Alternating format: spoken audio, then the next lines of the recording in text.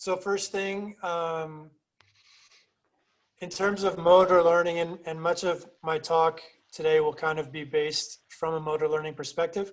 But what is a skill? And so, the three kind of within motor learning or motor skills, the three kind of most important things is it's something with movement, it's going to be learned through practice, and it's goal oriented. And that's going to become important in a second when I kind of differentiate things and go my own way. But and then, we talk about, how we do something successfully and doing it. And generally, if you can, reduce the amount of effort or the amount of energy required to do something, then you're improving at that skill. There we go. So I differentiate technique and skill. And so when I was taking my motor learning courses, I asked this question because technique and skill are often used interchangeably or as synonyms throughout literature and even throughout scientific literature. And so I posed this question of, why are they the same thing? And it's just, that's how they've been used. But when I write things and when I talk about skill development, I'm generally going to differentiate between the technique of a skill and then the full skill. And so what I'm talking about is, on the left-hand side, maybe we're working on the technique, whether that's something related to changing directions or running stride, whatever we might be using the ladder to teach. And then on the right side, I guess rugby, making a full agility movement. So in terms of, within the game, reading the situation, making a move in relation to an external stimulus, these are things that to me are going to differentiate the skill of changing directions from the from the technique of changing directions. So, this is one of the things that came up, speaking of my dissertation is, I worked on change of direction skill a lot, and agility is actually, now we use the term agility to talk about a change of direction in relation to an external stimulus, not just, through a pre-planned course, like a ladder. And so when I speak of technique, I'll be referring to just the physical aspect. And then when I talk about skill, I'm talking about the full skill that's going to also incorporate the perception and the decision making. So really, kind of this, I guess the scientific term or the way that we talk about it now is the perception action coupling. And so that is in any skill that we do, especially when we're talking about within the game, we're going to combine both the perception and the action. And so even when you break it down to a technique, really there is some perception involved because you're, perceiving the distance between, the steps in the ladder and things of that. So you never, in no action, do you ever get rid of, all of your perceptual skills. You're always in tune with what's going on in the environment. We tend to discuss it a little bit more when we're talking about the things that happen specifically in a game and the different information that's available in a game situation versus if you were to, say, okay, well, I want to work on the pick and roll that we see in this situation. And so I'm going to put a chair out there instead of, I think that might be Serge Ibaka setting the screen. So we'll just put a chair out there and we'll just have Lowry drive off the chair and go and make a layup, and so that to me is working on the technique of the skill. It's just going to be the action. We're not really reading the environment, the information that's available from the chair is going to be different than the information that's available once we put 5 defensive players on the court.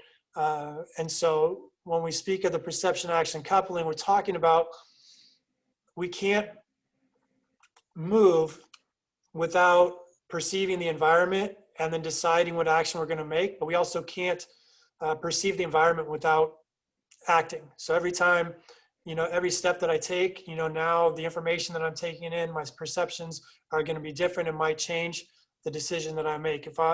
the screen is set another 2 feet out further, that might change how I'm reading the situation. It might change how the defense is playing. Ultimately, that might change my decision. So it goes back and forth between the perception and action. It's not just kind of one direction. Oh. Oh. So when we get into basketball specific skills, when I talk about this, with things like dribbling and passing, usually get some acceptance from coaches and some agreement that, yeah, I can see how, if I'm running, just dribbling off a cone and going to make a layup, I can see how that's different than, coming off a ball screen in a game and having to read a help defensive player and make a decision whether I attack Porzingis or not. But shooting, we need to just shoot by ourselves in a gym and get a lot of reps up. That's the argument that I'm constantly run up against, that, kind of we see how the perception action coupling works in passing and dribbling and defense and things like this. But then when we get to shooting, we want to eliminate the decision-making aspect. Like I said, there's obviously perception involved in shooting, even when you're shooting in a gym by yourself or, a pregame drill like Curry on the left. You have to, perceive how far you are from the basket, things like that. But there's no decision to be made there.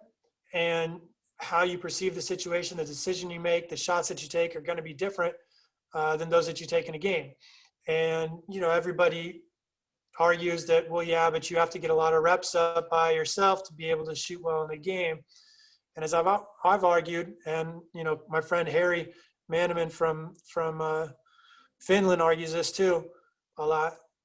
To me, these are different skills. And the reason why I'm confident saying these are different skills is that Curry shoots, 80 to 90% in practice, but he shoots 40 to 45% during games. And so the response is, well, yeah, of course he shoots better during practice. There's no defense there. In games, he has to shoot over defense. And to me, that's exactly the point. We're practicing one thing and saying this is the same thing, but then when the percentages drop by half, then we say, well, yeah, but that's the defense. And so to me, like, the defense then is part of the skill. There's a decision involved. When I catch the ball, or when Curry catches the ball, he has to decide whether or not he's going to shoot that ball. To me, that's going to affect how he shoots. That's going to have an effect on the shooting percentage. Closing out, a closeout, you can kind of tell, it looks like from this picture, he's going to release the ball a little bit higher. He's probably shooting the ball with a little bit more arc. It's hard to tell at the bottom, but it looks like he'll probably jump a little bit higher. So he's going to have the ball in his hands a little bit longer. All these things are referring to the basic biomechanics of the shot, and just having a defensive player there is changing the basic biomechanics. And so it's not just that we shoot a lower percentage because of defense, but we shoot a lower percentage because of defense, because the defense changes the shot. And it's not just, it's the actual, movement or technique of the shot that changes. In addition to the perception and the decision and the speed and these other things that go into and affect shooting during games. So when I talk about technique and skill and try to break down and design drills, I look at task complexity through two lenses. And so again, this is kind of my own take. This isn't something that's, like within motor learning literature, but I separate the task and the individual. And so I try to be very specific with the language that I use. And so if I'm going to talk about making a drill simpler or making the drill more complex, that's referring to the task. So if I'm shooting in a pregame drill, that's going to be a more simple task than if I'm shooting during a game. If I'm playing, one-on-one, that's a more simple task than playing 5-on-5. And so there's different ways that we can make tasks or drills more or less complex. But by moving and changing the complexity, we're trying to retain as many of the constraints within uh, the skill or that affect the skill as possible. So if I'm going to reduce the complexity from 5-on-5, let's say instead of dribbling around a chair to go make a layup in a pick and roll drill, I might play 2-on-2. And so I've retained some of the constraints that are involved with this skill, because now I'm going against a defensive player. I have a passing option. I have one help defensive player that I'm going against, but that's less complex than a 5-on-5 game where now I have, 3 help defensive players and I have 4 possible players that I can pass it to, in addition to continuing with my dribble, or shooting at any time. Then on the other hand, if I'm going to compare easy to hard, I'm talking specifically about within that individual. So what's hard for me might be easy for Steph Curry. So Curry can make, let's say, 53s in a row before a game in a simple drill. And that's, easy or relatively easy for him. Whereas for me to make 50 shots in a row from the NBA 3-point line right now would be extremely difficult. Okay, so it's based on the individual. We're doing the same exact task. So the pregame shooting drill, Curry there, it's the same task. It has the same amount of complexity. There's no defense, no decisions, etc. So it's fairly simple, but it's easy for one person and hard for the next person. So when I talk about making a drill easier or harder, I'm talking about just specific to that individual. Whereas if I'm talking about making a drill more simple or more complex, I'm talking about changing something about the task. And it doesn't matter who that individual is. So within a practice, if everybody's doing the same drill, I'm really talking about the complexity or making the drill simpler. Whereas if I'm going to make something harder for an individual player, it might make it harder for that player, but it might still be easy for somebody else. So when these get confused sometimes, and when we use, these words interchangeably, we talk about, like a 2-ball dribbling drill. And so a 2-ball dribbling drill really isn't very complex. They're fairly simple drills. But again, for some people, they might be easy, and some people, they might be hard. And so to me, I like this quote from Rafe Kelly, who's a, parkour guy. He's a movement guy, and I think he teaches parkour and is a parkour athlete and stuff like that. So complexity translates better to simplicity, but not vice versa. So if I'm really good in a 5-on-5 game, I'm probably also going to do very well in that 1-on-0 drill. But just because I can do well in a 1-on-0 drill doesn't mean that I'm going to go and do equally well in a 5-on-5 game. And same with the shooting. Curry shoots 45% during games. He's obviously going to shoot very well outside of games. He's going to make 80 to 90%. But just because I can make 80% of my practice shots doesn't mean that I'm automatically going to make 40 to 50% of my shots during a game. So the idea of motor learning is we're searching for solutions to movement problems. And these are going to occur in the perceptual motor space, or within kind of the perception action coupling. And we're combining different constraints of the organism or the learner or the individual, the environment, and the task. And so this is Newell's model. Newell's one of the kind of foremost thinkers on this side of motor learning. So the idea being that, and actually my friend Mark O'Sullivan, who's an Irish soccer coach that's in Sweden now, he just sent me a updated model of this that I really like. So he talks about learning in development, I believe it was. So the learning takes place within kind of the triangle.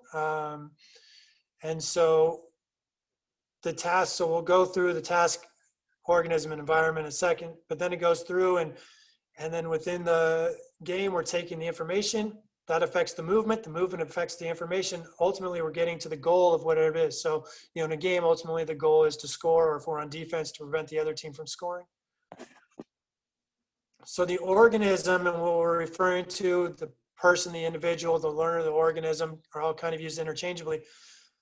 The physical or mental and emotional things that separate one from another. So, what a 7-foot, basketball player is going to be able to do on a basketball court is going to be different than what a 6-foot basketball player is going to do. What somebody with, Messi's footwork and size and strength and different things is going to be different than another player. How the confidence that a player brings with them onto the court is going to differentiate that individual. The emotional baggage. So, what happened to that individual before they get to practice that day, whether it's, being in the middle of finals from school, or, breaking up with a boyfriend or girlfriend, or a mother being in the hospital, or, I know we used to deal with players coming straight to practice at 3 p.m. and they haven't eaten all day. These kind of things are going to affect that person and differentiate what that person can do in that practice or in that game from other people. And so, those are the constraints that we're dealing with, and those are also constraints that we can affect as a coach through practice, and then depending on what it is, oftentimes outside of practice. So the environment is going to be kind of the context in which the action takes place. So I don't know if baseball's that popular down there, but hitting a home run in Fenway Park on the bottom, especially to left field, is going to be different than hitting one in San Diego. I believe that's Petco Park, and the top screen. And so, in basketball, the environment in which we play in doesn't change greatly from game to game. Because typically the gyms in which you play, I don't know about Australia, but generally the gyms are fairly similar, within your levels. So, the change becomes, I know for us, the change was, you would play your whole high school season in a high school gym. And then once you got to the semifinals and finals of the section and the region and then the state, now you would play in an NBA arena. And so the environment changes greatly from playing in a high school gym that's packed. All our playoff games especially, would be filled, to capacity, standing room only, and then you go into an arena for a section semifinal game. And, the arena where I grew up, they'd only allow fans into the bottom portion because there weren't enough fans to seat, all the way through the arena. So you have basically a half filled to a quarter filled arena, and you're playing and instead of being in a high school gym where you have a wall right behind the basket, now you've got, tons of open space and it's loud and there's echoes. And so the environment changes in that respect. The other thing to be aware of, especially for coaches, is that the coach's behaviors is part of the environment. So how you instruct, what you say, that is a constraint upon the skill execution of a player. So if the most common one is a player goes to the free throw line and you hear, coach or parent or somebody, bend your knees, bend your knees, bend your knees. So that instruction is now a constraint on the skill execution. That is going to affect oftentimes the way in which a player executes the skill, typically negatively, because now I'm going to concentrate more on the bending of my knees as opposed to the outcome of my shot. And so that, again, that's part of, the social context, also relationships with peers, relationships with coaches. All these things go into the environment, and ultimately all these things affect the skill execution. And these are things that we, rarely think about when we're talking about, whether or not we're going to fix somebody's shot. We're not thinking about, well, how does my instruction affect their shot, or how does the confidence or the lack of confidence that I get players to shoot in the game, how does that affect their shooting? And then finally, we have the task.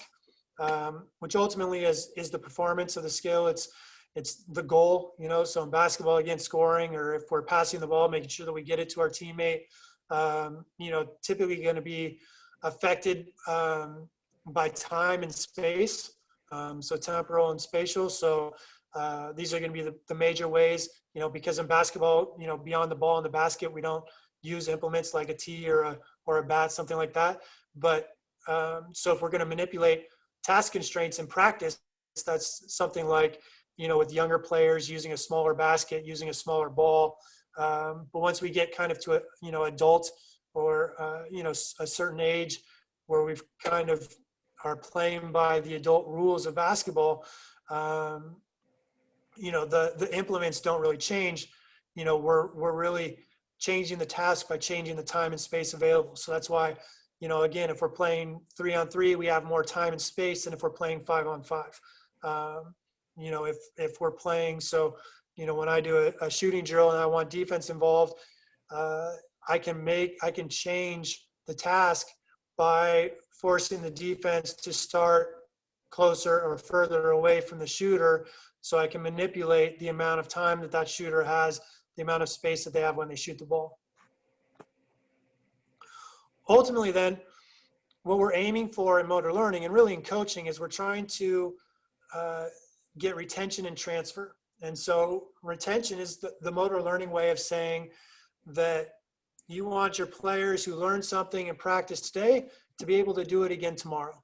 So if you teach them, your new set play today, and they come out to practice tomorrow and they can run it, they've retained that play from day to day. Transfer then is being able to transfer what you've learned from one situation to another. And so typically we talk about from practice to a game, but you can also talk about, like, if you teach a play 5-on-0 and then you put it 5-on-5, you've transferred that learning from the 5-on-0 situation to the 5-on-5 situation. If you do a drill, with guided defense and then you play it with live defense, you've transferred what they've learned into a new situation or environment. But really what we're concerned with is whether we can, retain learning and transfer the learning or transfer the improvements from practice to games. So this diagram is back when Steve Nash and Dwight Howard were playing for the Lakers, the first time Howard played for the Lakers, when Mike D'Antoni was our coach, I believe, something like 2013 or 14. And so if you look at Howard, you can see he shot 82% from the free throw line in practice, but only 50% during games. And so if you follow Dwight Howard, he's constantly told on Twitter and by NBA analysts on TV and ESPN that he just needs to practice his free throws more, and that will improve his free throw percentage. But he actually can make free throws. He makes 82% during practice. So how many more practice free throws does he need to attempt to actually raise his game free throw shooting percentage? And so what we see is, and this is typically called game slippage. So from practice to games, his percentage is reduced by 32%. That's game slippage. But really what it is, it's a lack of transfer of his practice to games. And if our goal as coaches is to transfer what we've learned, transfer our improvements from practice to games, and he's not showing the same improvement or the same performance in practice and games, we have a lack of transfer. And so if we have a lack of transfer, that's where we need to, I think, question what we're doing in practice. Because if improvements in practice don't transfer to the games, what's the point of the practice? What are we doing? That's basically it. What's the purpose? If we can't take what we've done in practice and do the same thing during games, then we have to question what we're doing, during our practices, because it's not working.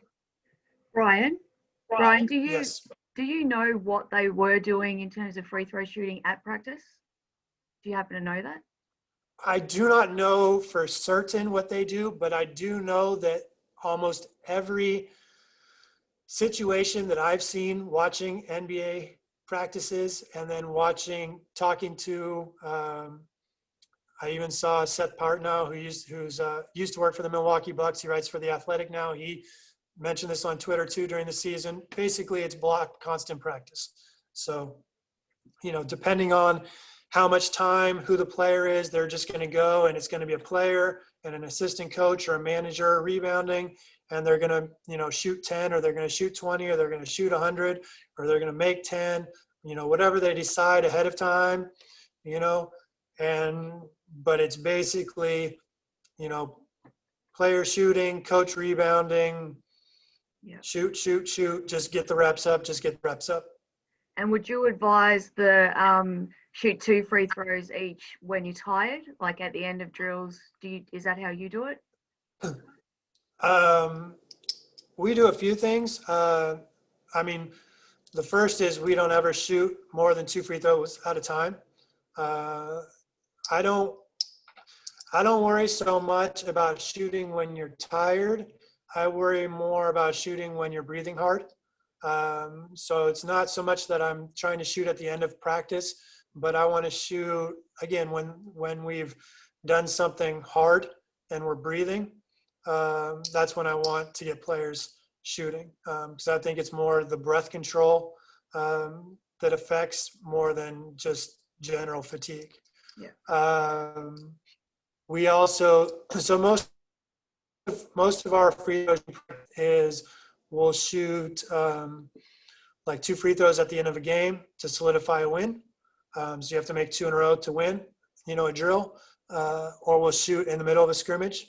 Those are the main ways that we shoot free throws during practice. There's a couple other drills that we do, but those are the primary ones. Yeah. And you find less game slippage from that? Yeah. Part of it is because we shoot in that way, our practice percentages aren't quite as high. We don't shoot 90%, or very few players shoot 90% during practice. And the ones that shoot 90% during practice generally shoot 90% during games. So yeah, the percentages are closer. It's a little bit, it's not that it's 100% of it is improvement. It's not like, Howard stays at 82% and shoots 82% during games. It's more like he shoots 70% in practice and 65% in games, which again, we're trying to improve game performance, not practice performance. Yeah. If that makes sense. Yeah, perfect. So here's, I mentioned block constant practice. So this is kind of the taxonomy of practice drills and some examples. So across the top, we're basically talking within one skill. So constant practice would be just one version of a skill, whereas variable practice would be several versions. So, one version of it, one skill would be, mic and drill, or, just shooting free throws. Whereas several versions of one skill would be, so the extension layup drill. This is a slide out of my book, 21st Century Basketball Practice. But so the extension layup drill is, we do a different layup, start from the same spot, but do a different layup each time. So we're working on one skill, i.e. layups, but we're doing different layup. So we do a layup, then we do an inside hand layup, then we do a reverse layup, then we do a crossover layup. So it's a different kind of layup each time, as opposed to doing, 5 layups in a row, then doing, something else. And then down the side, now we're talking between skills. So one skill is block practice, and then random practice would be multiple skills. So again, if I'm doing a basic normal shooting drill, like I said, Dwight Howard shooting at the free throw line with the coach rebounding for him, all he's doing is shooting. Whereas if I mix up a shooting drill with, like some of the shooting drills that we do, catch a pass, dribble, jump stop, kick out to a shooter, that shooter shoots, or I close out at the shooter shoots. After I close out, now I'm going to become the next shooter, and I'm spacing away from the dribble. Now I catch and shoot, then I go switch in line. So, when one of the things today is we're so concerned with being effective with practice or efficient with practices, that we've actually made things less effective by, now we have coaches or managers who do all the rebounding and all the passing. And so all players have to do is shoot, shoot, shoot.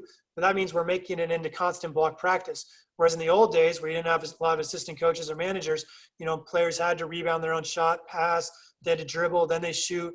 You're mixing up the skills and you're actually creating random variable practice. And random and variable practice is going to transfer better to game situations than constant block practice. So here are some examples of the benefits for block practice and random practice. Again, block practice, you're going to see better practice and performance, because you're only focusing on one thing. Whereas random practice is going to be a little bit more long-term gains, a little bit more effective transfer because it is a little bit more like a game situation. In a game, you don't shoot 10 free throws in a row. You run up and down the court, you shoot a shot, you run up and down the court, you shoot another shot. So mixing things up in practice is actually makes it more game-like. And players ultimately will become a little bit more self-sufficient because they can solve problems. So the idea then is we want repetition without repetition. So a number of different examples of how to shoot the basketball. And to me, the only way we learn these abilities to shoot different shots is by practicing different shots. So it's not a matter of, again, standing in one spot and shooting the same spot over and over, but it's a matter of shooting a lot and getting a lot of repetitions of shooting, but changing the shot from repetition to repetition. So the constant refrain that you hear from coaches is we want game shots at game speeds from game spots. And like I said with Harry talks about a game shot at minimum requires a defense and a passing option. And so I referee a lot of soccer, and what I see every weekend when I go out and referee a soccer game is, you see a player dribble through cones and shoot with no defensive pressure. And then they go in a game and somebody's sliding in at their feet as they try to shoot, and they put the ball over the post or they shoot it wide. And the coach yells at them, "We just worked on that." It's like, no, you worked on something entirely different. There was no time constraint. There's no defensive pressure when you were shooting, after dribbling through some cones. Yes, the location was the same. And yes, they were kicking the ball in both cases. And yes, maybe there was a goalie on the goal line that they were trying to avoid. But the time, the space away from defenders, the pressure, the speed at which they're moving, all of these things are different. And all of these things ultimately affect the shot, whether it's soccer or basketball. So then what is a drill? So this is based on a quote from Brett Brown, former Philadelphia 76ers coach. So he, a number of years ago, said that, NBA players often improve their shooting, but rarely do they improve their ball handling. And many people use this quote and refer to Harrison Barnes. And then in the bottom, this is how many NBA trainers train dribbling. So stationary drills, with trainers pushing or shoving the player to make it hard, as opposed to adding complexity to the drill and adding defense. They try to make it harder by hitting them or pushing them or whatever. And so, again, to me, one of the problems is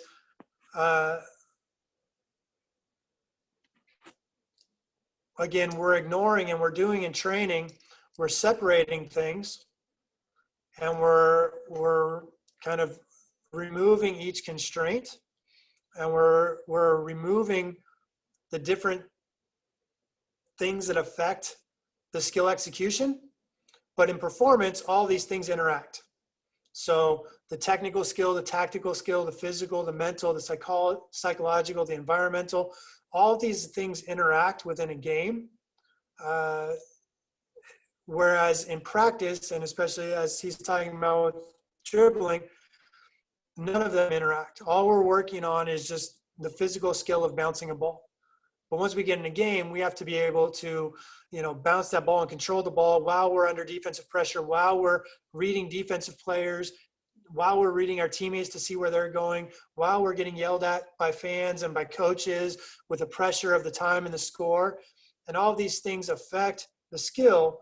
But then when we get in a drill like this, we've taken all those things and we've separated them, and we've changed what we're doing.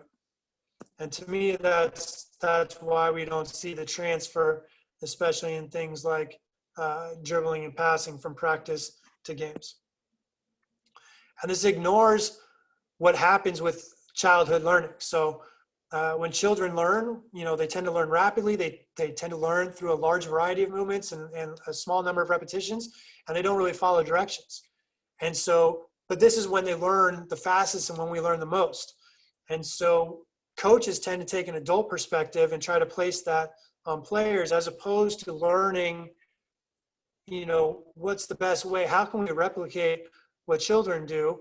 Because that's when we learn the fastest. And instead of saying, well, we just need more reps, we need to reduce the variety, and focus on this one thing and do it over and over and over again. Instead, when that doesn't work, maybe we should, increase the number of movements and reduce the number of repetitions. And again, get the repetition without repetition. So instead of shooting one singular shot from the free throw line 100 times in a row, shoot 100 shots from all different spots, at all different speeds. And so one of the things, both through society and especially within sports, is we ignore the learning that occurs through play. And so play is serious learning, and as Mr. Rogers said, it's the work of childhood. But we tend to look at play as frivolous and kind of the extra. And, I know when I was young, we would practice, we'd work on our fundamentals. And if we worked really hard for an hour and a half, then at the end we could play for 10 minutes. So it was kind of like the dessert. Like if you eat your vegetables, then you can have dessert. If you do what the coach wants you to do, okay, then you can have some fun. As opposed to looking at it as, no, there's actual learning that's going to take place through that play. Yes, it's fun. It's motivational. It's going to, keep players interested. It's going to heighten their attention span. And so consequently, they're going to learn in that environment. So ultimately, then, what's the role of a coach? So the coach, as opposed to a traditional coach who's going to tell the players exactly what to do, tend to talk a lot. Instead, we want to support the search process, which means we want to create environments where players have to take in the information from the environment and make the decisions. We can facilitate that by manipulating the constraints. So do we make something more or less complex? If it's too hard for certain individuals or for the team, then maybe we need to simplify the task. So we're going to play 2-on-2 to work on the pick and roll because we're really struggling in the 5-on-5 situation. We want to encourage exploratory activity. So again, similar to the repetition without repetition, we want players to try different things as opposed to limiting them to only one or two things. And then we want to give appropriate feedback, which I'm going to get to at the end. That's why I skipped through that one. So then practice design needs to be context and task specific. So that means we need to practice in the environment, as close to the environment as we can. And we need the task to have the constraints that are going to affect its performance in a game as much as possible. So, we can't always practice in a gym with, if you get 5,000 fans to a game, you're not going to practice with 5,000 people, in the stands. So there's certain things that we're not going to be able to replicate or create that context during practice, but we want to try to maintain as much of the context as possible. And again, within basketball, the environment isn't going to change too greatly, unless like with NBA teams that practice in a practice gym and then go and they play in an arena. There's definitely a change in the environment for them. And then with the task, again, it's a matter of we want to try to change and manipulate the complexity as opposed to eliminating the complexity. And so what I mean is, instead of taking a 5-on-5 and saying, okay, well, we need to break it down, so we're going to go 1-on-0, we're going to take all the defense out of there and you're going to dribble around a chair. No, we want to make it into a 2-on-2, or maybe it's a 2-on-1. So we want to meet the player at their level. So we don't want it to be too hard for them or too easy for them. But we want to retain as much of the task context as possible. So these are common ways to manipulate the task during a game. So again, manipulating the time. So whether you want to, one of the things that we talk about, and, Popovich kind of popularized it, but, we talk about a 1 second rule. Popovich talked about you have 0.5 seconds, on the catch. So if you want to get teams playing faster with the ball or making faster decisions, then you limit how much they can catch and hold the ball. If you want them playing faster in transition, reduce the shot clock. You can reduce space in terms of the boundaries, which is going to make things harder. If you're, let's say working, you're going to play a team that's a lot more aggressive or a lot bigger, a lot quicker, a lot longer, and they're going to press full court. Maybe you reduce and you play basically within the volleyball boundaries, so players have less space. Because, I know with my team the last couple of years, we can never really replicate the length and the speed of some of the teams that we played against. So the only way to try to replicate how hard that was going to be for us would be to reduce the space and try to play within the volleyball lines, because then when you get the full basketball court, now you've got a little bit more space, you've got a little bit more time, even against the faster players, and then things like manipulating scoring, and then you can manipulate the rules, whether it's, playing without screens. I know that's popular with a lot of youth programs, so we're not going to have screens, so we're not going to have ball screens. Obviously zone is a contentious issue. So, playing games where teams can or cannot play zone. But these are different ways that you're going to manipulate the task and make tasks that are either, more complex or simpler. So this is from my 21st Century Basketball practice book. The learning spiral. So the terms come from Daniel Coyle's The Talent Code, but the spiral is my own. So the idea being, whenever you start with a skill, you're going to start in the thrash zone. So the thrash zone from Coyle's perspective, I think, as he said, you're successful basically 50% of the time. So it's like a coin flip. And so it's hard to say, if you're only successful enough that it's a coin flip, it's hard to say whether that's you're improving the skill or you're doing something that can improve the skill. So as you start to practice, then you're going to improve, and you're going to then get into the sweet spot. And so I think from Coyle, he said sweet spot was you're successful about 60 to 80% of the time. And so that's where you're really going to learn the most. And then once you've improved beyond there, and then you get to the comfort zone, and that's when you're successful basically 80% of the time or more. And so once you've reached the comfort zone, generally the coach needs to do something to force the player outside of the comfort zone, or the player needs to do something to push themselves outside the comfort zone. So for instance, if I'm a beginner and I'm learning how to dribble, I start out and I'm bouncing the ball and I don't have a lot of control, and I'm just starting stationary because I don't know what I'm doing. And quickly, because dribbling a basketball in a stationary position is fairly simple skill, I'm going to pick that up fairly quickly, and I'm going to get to the sweet spot. Now, I have pretty good control. I can bounce it, with my strong hand. I'm stationary. And so now my skill is widening. And then I get to the comfort zone. Now I'm not making any mistakes. So now I need to do something. So now I start walking. And so now and when I start walking, I start making more mistakes. I bounce the ball off my foot. I have to go chase it, start dribbling again. Now, again, it's still pretty simple because I'm just walking. And I get to the sweet spot fairly quickly. And I keep practicing, and then I reach the comfort zone.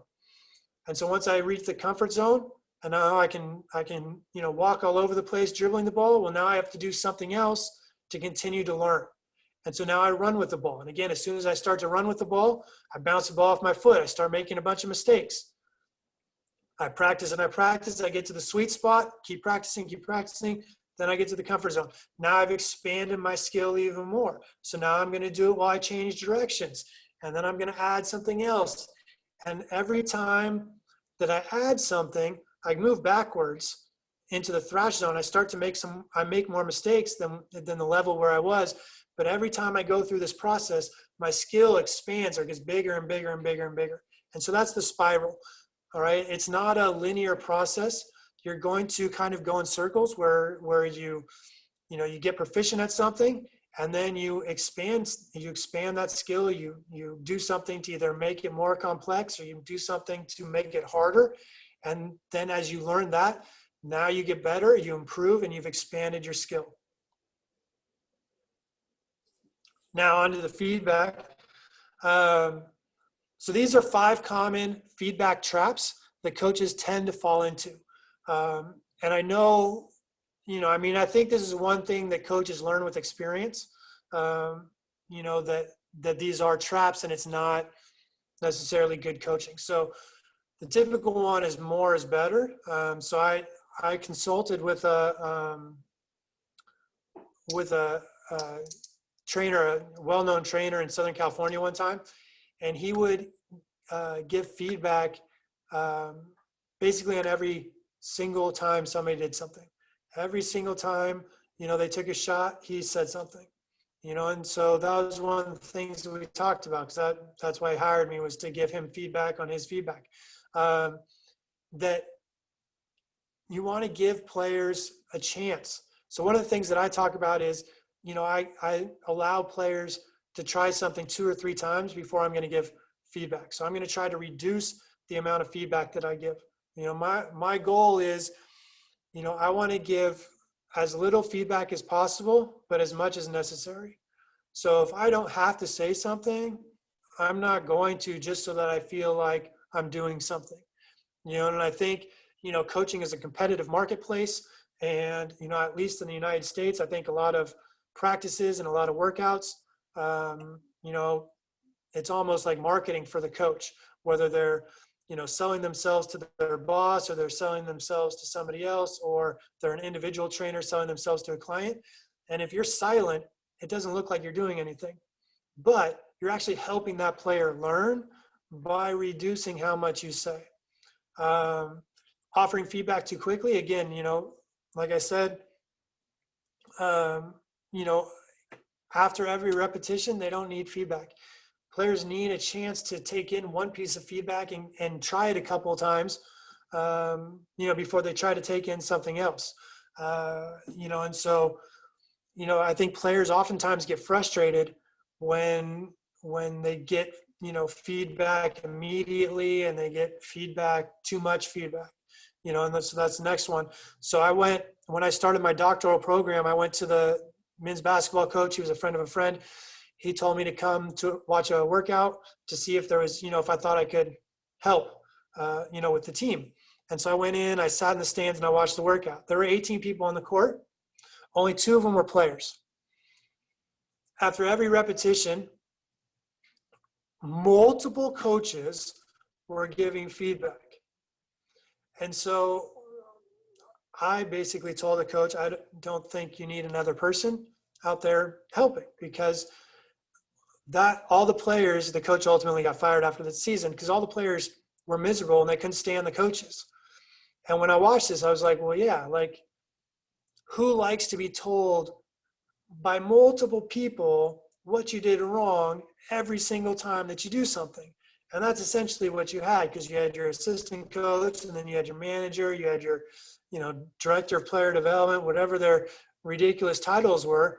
And they're all giving feedback to one player or the other. They had, 5 or 6 people per basket, and they all wanted to demonstrate their value to the coaching staff, and they wanted to demonstrate their value to the players.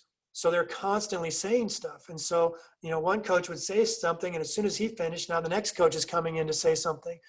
And it's just too much and players can't do anything with it. And it just frustrates players, and so they either get mad, they lash out, or they just start ignoring, and it just becomes white noise anytime a coach says something to them.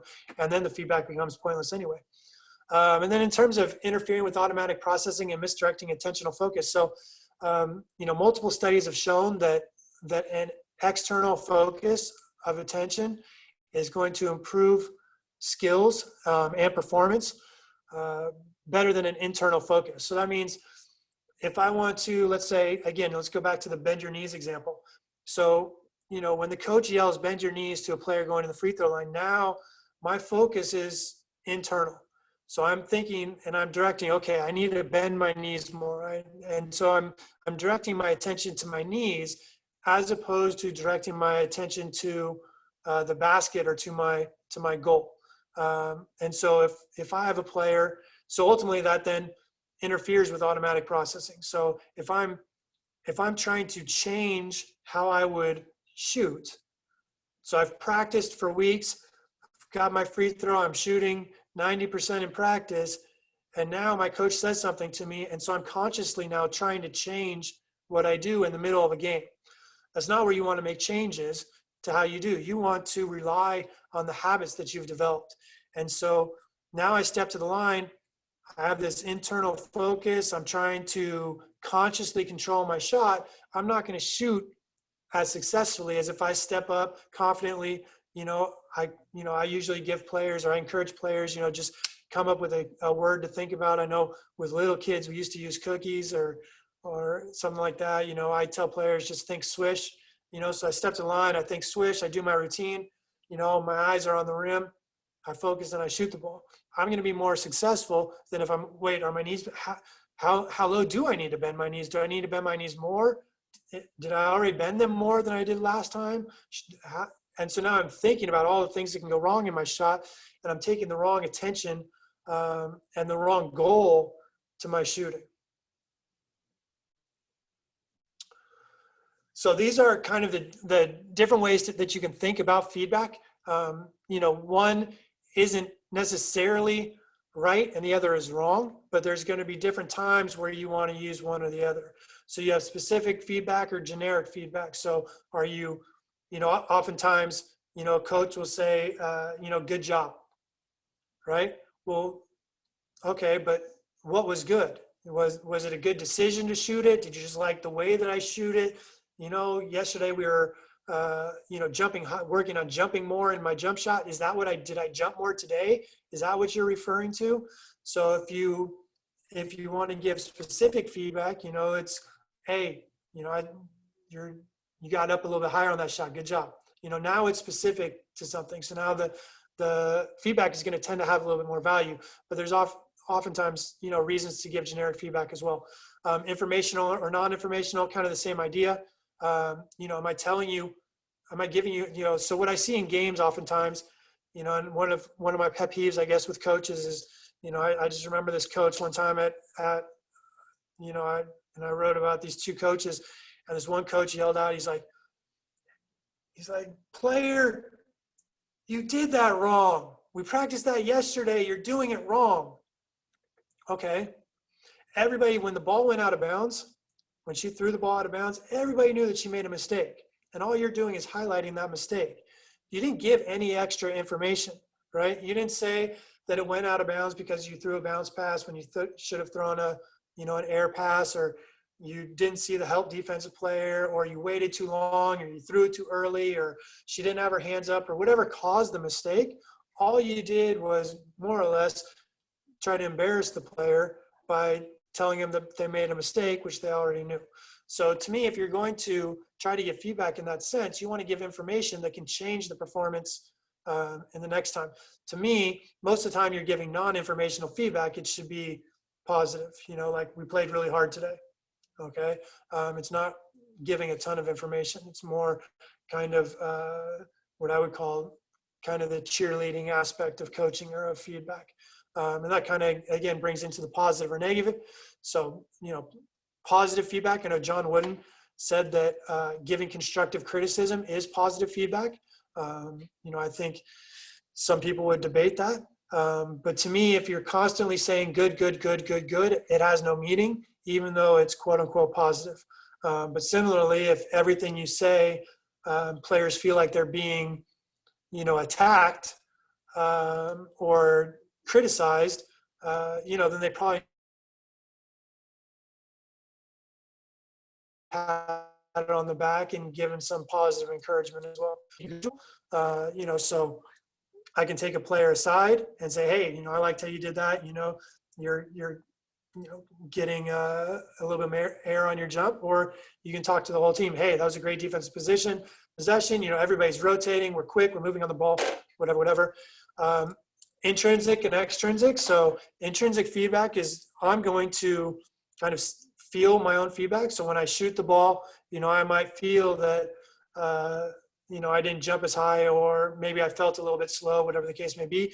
The extrinsic feedback then is I can see, did the ball hit the front of the rim? Did it hit the back of the rim? Did I miss to the side? I can get feedback from what the ball did, things of that nature. Already talked about internal and external focus of attention. And then we can get feedback related to effort or ability. And so this goes, if you've read Mindset by Carol Dweck, this is one of the big things that she talks about in terms of developing a growth mindset in players, which is somebody who is going to embrace feedback and who's going to really believe that their skill can be developed, whereas somebody with a fixed mindset is somebody who's going to believe that, kind of their talent is innate, and if they make a mistake, it shows that they're not quite good enough. And so if you give feedback that's related to the effort, that's going to tend to further or develop a growth mindset. If you focus on their ability, it's going to develop a fixed mindset. So an example is, if a player's been practicing after practice and they have a good game, instead of saying, hey, great shooting today, you're a really good shooter, which is talking about their ability, you would say, hey, that was a great game. Your shooting's really coming on. That work that you're putting in after practice is really having an effect now. I can really see you improving, through the practice that you're putting in. It's really having an effect. You had a great game today. So that's kind of the difference there. Thought I was further along. So this is the traditional response to errors is, there's one correct way to do things. And so any different or variation from that one way to do things is going to be an error. And so therefore we need to correct that error. However, when you look at this picture, is this a mistake? What error would we be correcting here? What do we want to change?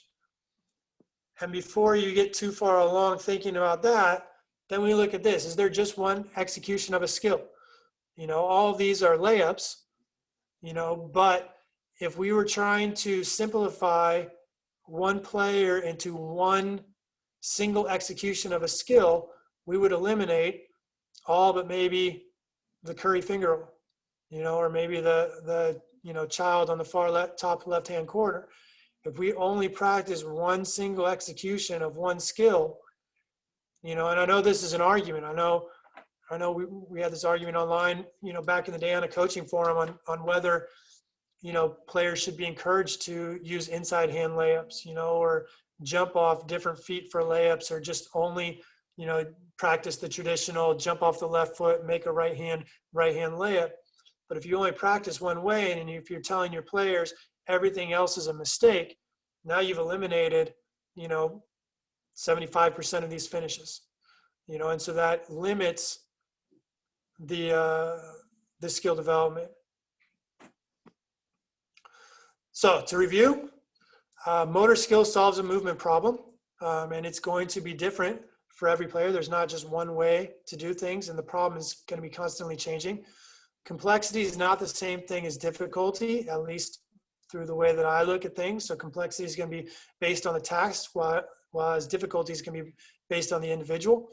The individual or organismic, environmental, and task constraints are the things that we can manipulate within practice and within our environments. Transfer and retention is going to be our goal, what we're trying to get. We want players to retain what they learned today and be able to do it tomorrow. We want them to be able to transfer what they've done today and put it into, hopefully, a game. block versus random and constant versus variable. If we're moving more towards random variable practice, we're getting towards drills that are a little bit more transferable to games, as opposed to moving more towards block constant practice. But that doesn't mean that there's not a time and a space for each kind. Then again, children learn through play, and play oftentimes can be used as the best learning environment for our players, regardless of age. We want to keep the context, the game context is in the drill as much as possible. And then with our feedback, we want to think about reducing our feedback, delaying our feedback, using more external feedback, and making sure that most of our feedback incorporates information.